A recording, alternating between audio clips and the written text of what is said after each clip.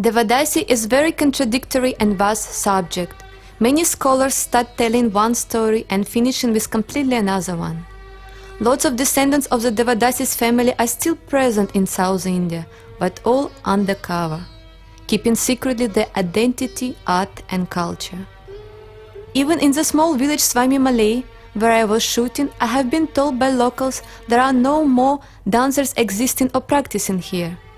But I have got the information from some reliable sources that famous Bharatanatyam dancer from Chennai still secretly is traveling there for learning the old dance style of Nritya Sumangalis. This story is actually not 10 minutes one at all, so it was very challenging for me to tell in this defined time. I might succeed it or not, but certainly could at least touch the surface of certain levels, which I would like to bring up to the audience.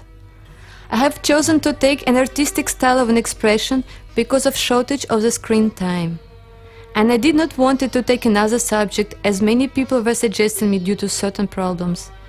As I have been dancer myself from the childhood, and temple dance in Indian history was always fascinating me, and understanding of the psychology of those dancers attracted me a lot. This is not only a story of one girl, I was also trying to touch the sector of society.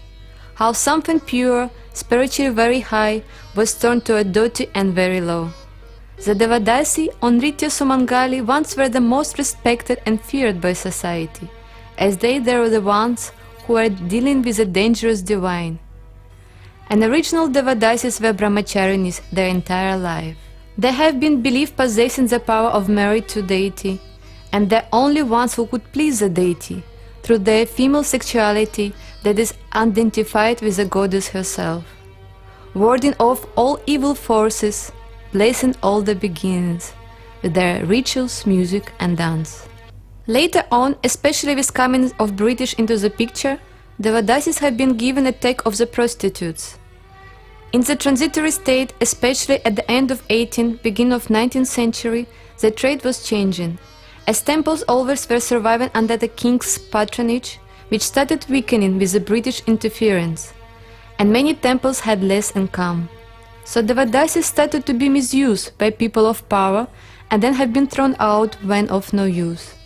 Very few of them would leave temple themselves and actually got married again.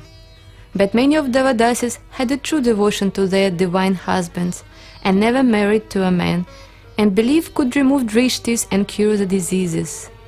Some of them, at transitory state, would choose death than losing their devotion. In 1947, the year of independence, the Madras Devadasi Prevention of Dedication Act outlawed dedication in the southern Madras Presidency, and many of ex-Devadasis were actually the ones who were fighting for the ban to take place. It was challenging for me to shoot this film, as it is still very sensitive subject in the south, and no one would like to talk about. We were very lucky to get permission to shoot in Tiruvanjali temple of White Ganesha, but even there they were confused with us, were given and taken permission from us back and front. The hardest were shooting at nights. I could not even afford rehearsals or retakes of certain scenes. As mid-aged Devadasi, her parents and even priests were completely uncomfortable with the scene and were very tense, and some local peoples were creating problems. There were lots of production issues, and on top of it I was cheated and robbed on the shoot. Lots of ancient bronze utensils were missing, and my production manager, Satish Kumar, basically ran away from the shooting location, carrying all the production money I had with him. Imagine my surprise when next day lots of people came to me, carrying all unpaid bills. Now it is a police case, which is another story altogether.